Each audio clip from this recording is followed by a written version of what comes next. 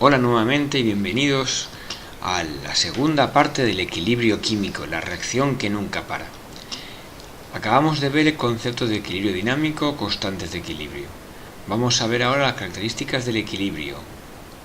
Estas características del equilibrio vamos a trabajarlas en función de qué características tiene la constante y qué tipos de equilibrios hay. Para eso, comencemos con el principio. Características de equilibrio y su constante. Bien, conocemos como equilibrio aquella reacción que se da en un recipiente cerrado o en disoluciones, y tenemos de dos tipos, lo que se conoce con el nombre de equilibrios homogéneos y equilibrios heterogéneos. Los primeros, en ellos, todos los compuestos que participan están en la misma fase. En los heterogéneos, no todos los compuestos están en la misma fase. Luego veremos un ejemplo. ¿Y qué podemos decir de la constante de equilibrio? Bien, daos cuenta que hay una palabra clave, es constante. De esta forma, podemos decir de ella, primero, que es independiente de las concentraciones iniciales. La constante es constante, no importa lo que ponga yo al principio. Sí que es función de la temperatura, es una constante termodinámica. Cada temperatura tiene su estado de equilibrio y por tanto su constante. Es una constante termodinámica, solo varía con la temperatura. Y por último, para una reacción, como vimos en el punto anterior, la expresión de la constante depende de la estequiometría que se indique. Si no os acordáis, no hace falta que vayáis el vídeo anterior, os mando yo. ¿Os acordáis de la relación que hemos visto? ¿Os acordáis de ella? Es decir, cuando multiplicábamos cuando multiplicamos por 2 el equilibrio se le daba al cuadrado la constante, o cuando le damos la vuelta al equilibrio le invertíamos e invertía la constante. A eso me estoy refiriendo. Vamos a ver dónde estábamos. Vamos a tratar el primer caso, el caso homogéneo. Bien, hemos dicho que en un equilibrio ocurre un recipiente cerrado y vamos a estudiar el caso homogéneo. Este equilibrio ya ha salido otra vez, es un homogéneo porque todas las especies se encuentran en fase gaseosa. ¿Qué forma tendrá su constante? Ya ha salido, pensadlo. Esta vez ha sido fácil, no tenía muchas dificultades. Esta es la constante en concentraciones y esta en presiones. No tiene ninguna complicación, todas las entidades, todas las sustancias participan elevando sus coeficientes estequiométricos. Pero, ¿qué pasa en el caso de los heterogéneos? Bien, vamos a plantearlo. En este caso, no todas las especies aparecen en el mismo estado. En la constante, solo aparecerán aquellas especies que se encuentren en los siguientes estados. Si hay gases, solo los gases. Si estamos en una disolución, solo las sustancias disueltas en esa misma disolución. Y los sólidos y los líquidos puros es donde no hay nada disuelto, solamente ellos, no aparecen en la constante bajo ninguna circunstancia. Vamos a verlo en un caso, un ejemplo. Bien, imaginad este equilibrio. En él no todas las especies están en fase gaseosa. El carbonato de calcio es un sólido, el óxido de calcio es un sólido, mientras que el dióxido de carbono es un gas. En este caso, solo los gases participan de la constante. Entonces, ¿qué expresión tiene su constante en concentraciones y en presiones? Pensadlo. Solo tenéis 30 segundos, es muy rápido. Para el vídeo. Bueno, si no habéis hecho caso, veréis que sale lo siguiente. La constante de concentraciones solo es la concentración de CO2, el único gas. La constante en presiones solo es la presión de CO2, el único gas. En la constante no aparece ni el óxido de calcio ni el carbonato de calcio. Bueno, hemos visto ya las características del equilibrio. Hemos visto que el equilibrio puede ser homogéneo o heterogéneo y que la constante es independiente de los datos del equilibrio salvo de la temperatura. Y acabamos de ver que en el caso heterogéneo solo participarán los gases en este ejemplo. ¿Qué es el siguiente que podemos plantearnos? Bueno, pues lo siguiente que hay que plantearse es algo esencial. Vamos a predecir el sentido de avance del equilibrio. Para eso disponemos de dos posibilidades, el cociente de concentraciones o de presiones y el principio de Le Chatelier. Vamos con el primero. Vamos a enfrentar estos dos ejemplos. ¿Qué ventajas y qué inconvenientes tienen cada uno? Bueno, el cociente de concentraciones es un cociente que es válido en cualquier circunstancia, para cualquier ejercicio, mientras que el principio de Le Chatelier solo va a ser válido cuando se perturba el equilibrio. Es decir, ya partimos de una situación de equilibrio que perturbamos. En segunda circunstancia, el cociente de concentraciones va a necesitar datos numéricos para evaluarse. Hay que calcularlo. Mientras que en el principio de Le Chatelier solo necesitamos saber qué magnitud se modifica y en qué sentido, pero no es necesario valores numéricos. Por tanto, aunque tenemos dos opciones, el ámbito de actuación de cada una de ellas es diferente.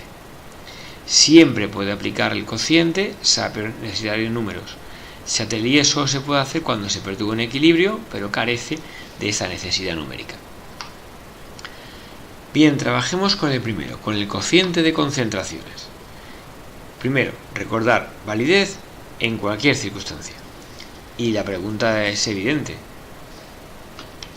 ¿Qué es el cociente de concentraciones? Bien, tomemos la siguiente reacción. En ella podemos escribir lo siguiente. A la derecha tenemos nuestra constante de concentraciones, que ya conocemos como producto de las concentraciones en equilibrio elevado a sus coeficientes, partido de reactivos en equilibrio elevado a sus coeficientes. En el equilibrio. Pues la misma expresión, pero sin estar en equilibrio, es el que se conoce con el nombre de cociente de concentraciones. Recordar, constante de concentraciones, cociente de concentraciones. En realidad el cociente posee la misma expresión que la constante, pero fuera del equilibrio. Entonces, ¿para qué me sirve? ¿Cómo la voy a utilizar? Bien, vamos a ver la utilización del cociente de concentraciones con un ejemplo. El ejemplo que tenemos aquí es que el metanol se sintetiza a partir de hidrógeno y monóxido de carbono según esta reacción. Es una reacción en fase, es un equilibrio homogéneo o heterogéneo. Cierto, es homogéneo. Todos están en fase gaseosa. Y nos dicen que su constante de equilibrio, K sub C, vale tanta valor a tanta temperatura. Si las concentraciones iniciales de hidrógeno, monóxido de carbono y metanol son tantas, ¿se encuentra el sistema en equilibrio? ¿Y en qué sentido evoluciona? Daos cuenta que os dan valores para las tres partes. No es como los ejercicios que hicisteis previamente. Al dar valores de las tres no sabemos si va hacia la derecha o hacia la izquierda. Miradlo bien en esta forma. Para poder resolverlo, hemos de calcular el cociente de concentraciones. Aquí tengo las concentraciones iniciales para hidrógeno 0,1, para monóxido de carbono 0,1 y para metanol 0,1 al principio. Calculemos el cociente y comparemos con la constante. Vamos a ver. ¿El cociente qué expresión tiene? Pensadlo. Exactamente, es la misma que la constante, pero no estoy en equilibrio. Por tanto, como estos valores no sé si son en equilibrio, vamos a sustituirlos. ¿Y qué es lo que nos sale? Haz la operación matemática, por favor. Cierto, nos sale 100 molar al cuadrado, a la menos 2. Y la pregunta es, ¿estamos en equilibrio o no? Vamos a ver, fijaros, en equilibrio sale 300, yo tengo 100, por tanto, como no son igual, es más pequeño, estamos fuera de equilibrio. Ya sabemos que no estamos en equilibrio, estamos fuera del mismo. Ahora la pregunta es, ¿y en qué sentido evoluciona? Bueno, pues aquí el aspecto va a ser el siguiente. Vamos a tratar de evaluar cómo se tiene que modificar el equilibrio para que la Q, el cociente, se aproxime a la constante. En este caso el cociente vale 100, la constante vale 300. ¿Qué tiene que hacer? Aumentar. Bien, yo voy a hacer una serie de argumentaciones lógicas que van a indicar en sentido de evolución. Vosotros deberíais escribirlo, además de ponerlo, escribirlo con texto. Como el cociente de concentraciones tiene que aumentar, entonces este cociente, ¿qué tiene que hacer? Aumentar. Y para que este cociente aumente, ¿qué tiene que hacer el numerador y denominador? ¿Qué ha de hacer el numerador? El numerador tiene que aumentar y el denominador tiene que disminuir. Si aumenta el numerador aumenta el cociente. Si disminuye el denominador, aumenta el cociente. Con lo cual, si os dais cuenta en estas flechas, si os fijáis el sentido de evolución, hacia dónde irá la reacción. Daos cuenta, si aumenta la concentración de metanol y disminuye la de hidrógeno y monóxido, es porque la reacción va hacia la derecha. Avance hacia la derecha, a lo que mucha gente llama productos, aunque yo creo que no es una definición correcta, porque aquí el equilibrio implica que sucede en los dos sentidos. Bueno, ya hemos hecho un ejemplo. Acabamos de ver el cociente de concentraciones. Vamos a ver ahora el principio de Le Chatelier. Bueno, aquí tenemos al señor y la idea es la siguiente. Vamos a ver si queda claro. Primero, su validez solo funciona cuando se perturba el equilibrio, es decir, necesitamos que esté en equilibrio. Y dice, cuando sobre un sistema químico en equilibrio, importante, se perturba una y solo una de las variables, el sistema evoluciona de manera que tiende a contrarrestar la perturbación sufrida. A ver, es muy sencillo. Si un sistema que ya está en equilibrio modifico solo una variable, si hay más de una puede fallar, entonces el sistema va a tratar de compensar esa variación. ¿Y eso cómo se puede hacer? ¿Qué variables tengo? Bien, las variables que tenemos nosotros son las siguientes: presión, volumen, temperatura y cantidad de compuesto. Vamos a ver un ejemplo. Aumentamos la presión. ¿Qué va a hacer el sistema? Pues tiende a minimizar ese hecho. ¿Y cómo puede el sistema minimizar ese aumento de presión? Es decir, ¿cómo puede el sistema disminuir lo que hemos aumentado? Si estamos en fase gaseosa, ¿qué hará él? Tiene que ver con los gases, piensa un poco. ¿Irá hacia donde hay más cantidad de gas o hacia donde hay menos cantidad de gas? Tú aumentas la presión, el sistema tiende a disminuirla. Evidentemente irá hacia donde hay menos cantidad de gas, menos moles de gas. En cambio, si yo disminuyo la presión, el sistema tiene que minimizarlo y por tanto irá hacia donde hay más cantidad de gas, va hacia donde hay más moles de gas. Ya hemos trabajado con la presión, vayamos ahora con el volumen. Aumentamos el volumen, ¿qué va a hacer el sistema? Al minimizar ese hecho. Uno diría, si aumenta el volumen, pues disminuye la presión. No trabajemos con presiones y volúmenes. Si yo aumento el volumen, lo que va a hacer el sistema es a ocuparlo, tiende a ocupar. ¿Y cómo conseguimos ocuparlo? Pues hacia donde hay más moles de gas. De esa manera ocupamos el aumento de volumen. Y si yo disminuyo el volumen, ¿qué va a hacer el sistema? Minimizar ese hecho. ¿Cómo? Si he quitado el volumen de gas, él va a evolucionar hacia donde hay menos moles de gas, porque tengo menos volumen. Bien, ya hemos trabajado con presión y volumen. Vamos a ver con compuesto. Es decir, ¿qué pasa si yo añado un compuesto? El sistema tiende a minimizar dicho efecto. ¿Y eso qué es? Pues si yo he puesto un compuesto, ¿qué va a hacer él? Pues evidentemente, eliminarlo. Va a evolucionar hacia su desaparición, a izquierda o a derecha, hasta que este compuesto vaya disminuyendo. Esa es la evolución. Y si yo lo elimino, evidentemente el sistema tratará de producirlo. Evolucionará hacia su aparición. Bien, me he reservado un caso particular, que es la temperatura. Estos son sencillos. Temperatura es igual, pero hay que pensar un pelín más, quizás. Para eso, vamos a recordar que hay dos tipos de reacciones. Las reacciones exotérmicas, que son aquellas que desprenden calor, y las reacciones endotérmicas. Si os acordáis de eso, vamos a aplicar el principio. ¿Qué sucede si yo aumento la temperatura? ¿Qué va a hacer el sistema? Si desde fuera aumentamos la temperatura, el sistema va a contrarrestar. ¿Y eso lo consigue cómo? Tiende a disminuirla. Porque si yo la aumento, él trata de disminuirla para compensarlo, para contrarrestarlo. ¿Y cómo puede disminuir la temperatura? Un sistema solo puede absorber o desprender calor. ¿Qué hará? ¿Absorberá o desprenderá calor para disminuir la temperatura? Bien, para disminuir la temperatura el sistema tiene que absorber calor.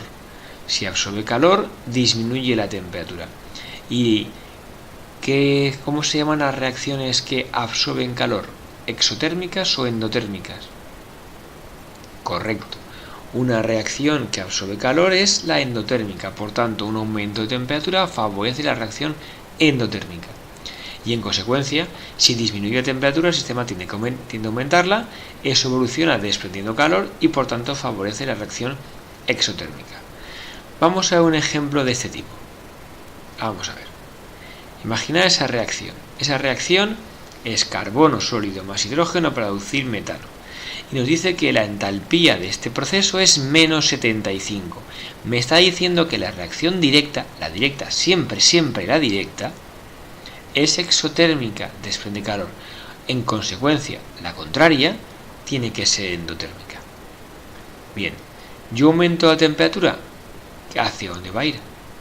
Si aumentamos la temperatura, el sistema tiende a disminuir este aumento de temperatura.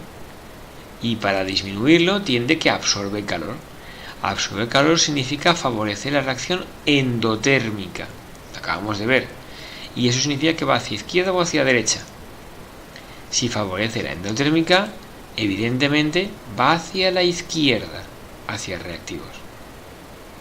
Si por contra disminuimos la temperatura, el sistema tiende a aumentar la temperatura, como desprendiendo calor, favoreciendo la reacción exotérmica y por tanto avanzando o favoreciendo la reacción hacia la derecha.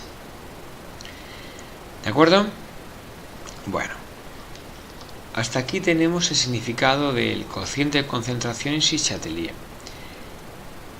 Pero en algunos cursos, depende del profesor, depende del nivel, es posible que os den una segunda forma de razonar este principio de Chatelier para la temperatura.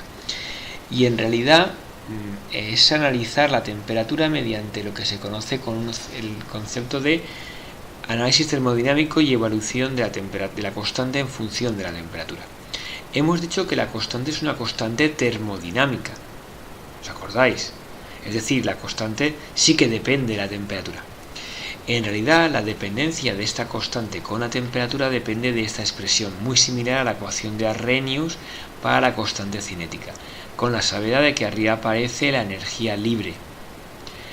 Entonces, en función de si la reacción es endotérmica o exotérmica, resulta que la constante tiene esta dependencia con la temperatura, siendo para la inversa para una reacción que es exotérmica, donde a un incremento de temperatura implica una disminución de constante, o viceversa, si bajamos de temperatura aumenta la constante, y teniendo esta forma para una reacción endotérmica, donde un aumento de temperatura implica un aumento de constante y viceversa. Bien, aquí lo que importa más que la ecuación es esta gráfica. Si nos fijamos en ella, podemos observar lo siguiente. Cojamos el ejemplo de antes. Vamos a justificarlo de esta forma. Tengo la gráfica nuevamente y las reacciones exotérmicas y endotérmicas. Y voy a aplicar el mismo razonamiento.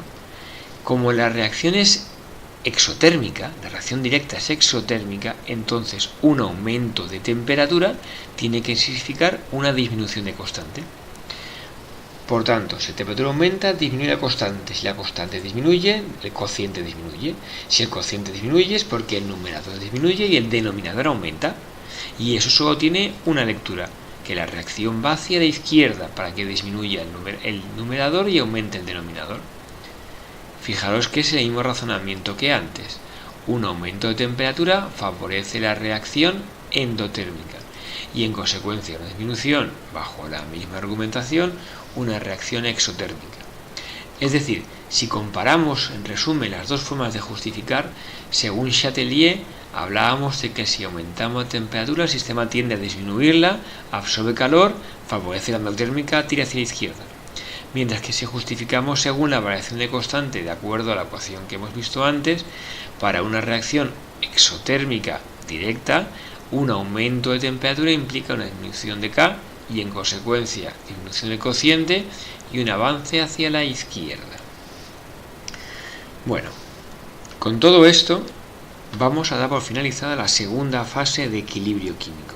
Aún nos queda una pregunta más, si os acordáis. Nos queda el equilibrio de solubilidad, un caso muy particular, pero dejaremos para un tercer vídeo. Hasta luego.